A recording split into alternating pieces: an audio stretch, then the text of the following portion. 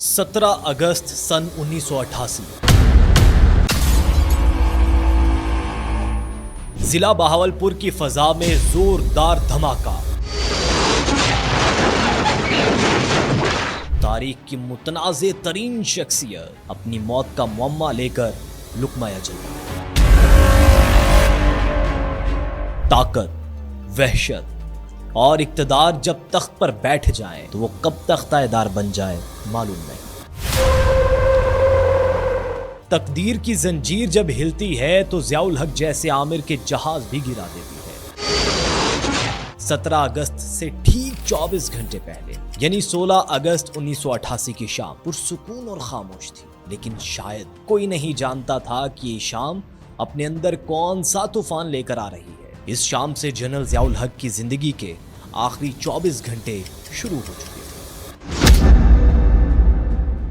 16 अगस्त मामूल की रात है। जनरल ज़ियाउल हक के ज़हन में कई सवालात उठ रहे हैं। इस्लामाबाद में सदर पाकिस्तान के घर के अंदर फाइलों के अंबार लगे हुए हैं।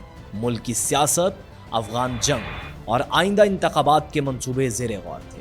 जनरल ज़ियाउल हक ने इस रात देर तक काम किया, अपने करीबी अहबाब से बातचीत की और कहा कि कल सुबह हम बहावलपुर जाएंगे, फौजी मशकें देखेंगे और कल शाम को वापस आ जाएंगे। किसी के वहमो गुमान में भी ना था कि कल शाम को कोई भी वापस नहीं आएगा। सुबह सवेरे जनरल ज़ियाउल हक नमाज के लिए उठे।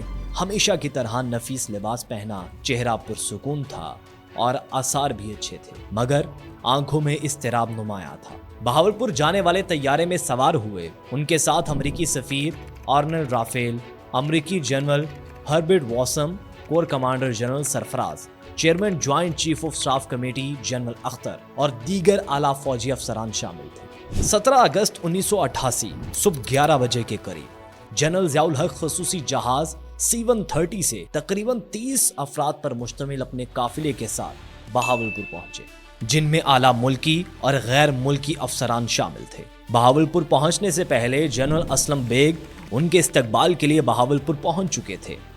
जब ज़ियाउल हक आए तो उनके साथ जनरल अख्तर अब्दुर्रहमान, अमरीकी सफ़ीर, उनके मिलिट्री सेक्रेटरी और दीगर मुतल्लिका अफसरान बड़े पुरजोश दिखाई दे रहे थे। एयरपोर्ट के लॉन्च में ही जनरल ज़ियाउल हक समेत तमाम मेहमानों की तवाज़ो की गई और हेलीकॉप्टर्स में बैठकर टामे वाली रेंज की तरफ रवाना हुए। ट्रायल टीम के सरबरा मेजर जनरल महमूद दुरानी अपने साथियों के हमरा मौजूद रहे।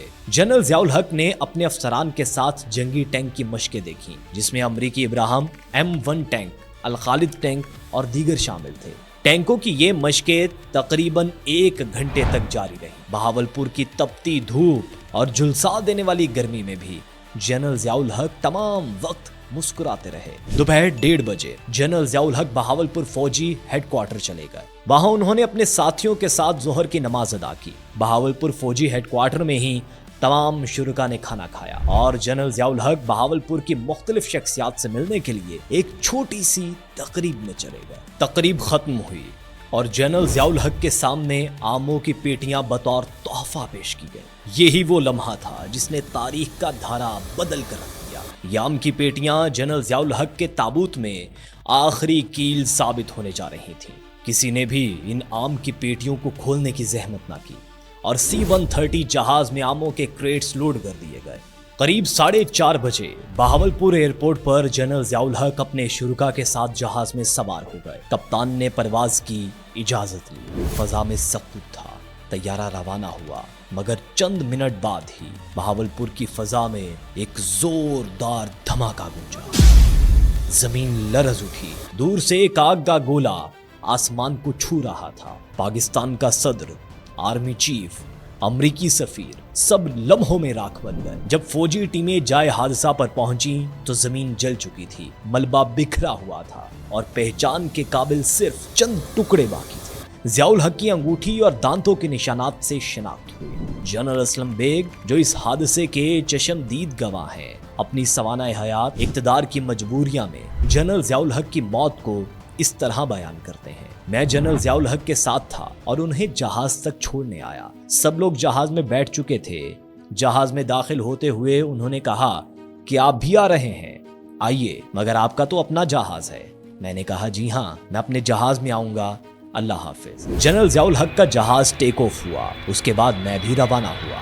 जनरल असलम बेग लिखते हैं कि अभी कोई 10 मिनट हुए थे कि उनके पायलट कर्नल मिनहाज ने परेशानी के आलम में बताया, सर इस्लामाबाद कंट्रोल का पाकिस्तान 1 से राबता नहीं हो रहा है। मैं भी कोशिश कर रहा हूँ लेकिन कोई रिस्पॉन्स नहीं है। सब दुआएं पड़ने लगे। पायलट ने बताया सामने धुआं नजर आ रहा है और दूसरे लम्हे हमारा जहाज उसके नजदीक पहुंच चुका था। एक हेलीकॉप्टर भी उतर रहा था जो मुल्तान जा रहा था। हमारा जहाज ऊपर चक्कर लगाता रहा।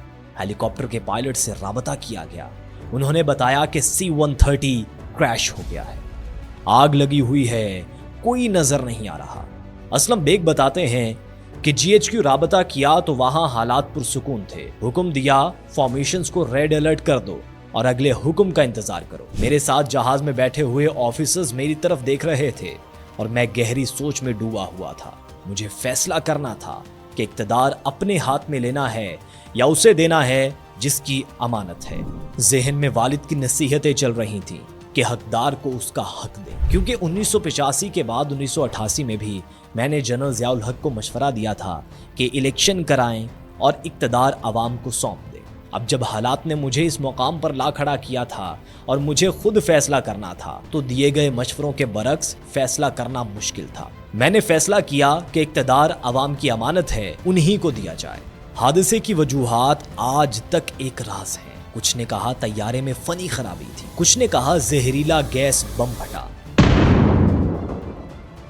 और कुछ ने सरगोशी में कहा यह एक अंदरूनी साजिश थी। अमेरिका, रूस, भारत सब पर उंगलियां उठी मगर जवाब किसी के पास नहीं था। जनरल असलम बेग लिखते हैं कि रावलपिंडी पहुंचकर सबसे पहले मैंने lieutenant general Mohammad Shafiq, corps commander Bahawalpur से राबता किया। उन्होंने बताया कि हलाक होने वालों की शिनाख्त मुश्किल है। जनरल ज़ियाउल हक की कुछ बाकियात मिली हैं जिन्हें हम जमा कर रहे हैं ताकि उनकी मैयत को तैयार किया जाए। यहाँ CMH के डॉक्टर्स की टीम मौजूद है जो पोस्टमार्टम के लिए आज़ाई इकट्ठे कर रही है। जनरल ज़ियाउल हक की मैयत दूसरे दिन रावलपिंडी पहुंची। इस्लामाबाद में जनरल ज़ियाउल हक का जनाजा हुआ। दुनिया भर के रहनुमा शरीक हुए। पाकिस्तान के आसमान पर ताकत का एक और दौर खत्म हो चुका था। जनरल ज़ियाउल हक की मौत एक तैयारा हादसा थी या एक सियासी कत्ल, ये राज आज भी फजा में मुअल्लिक है।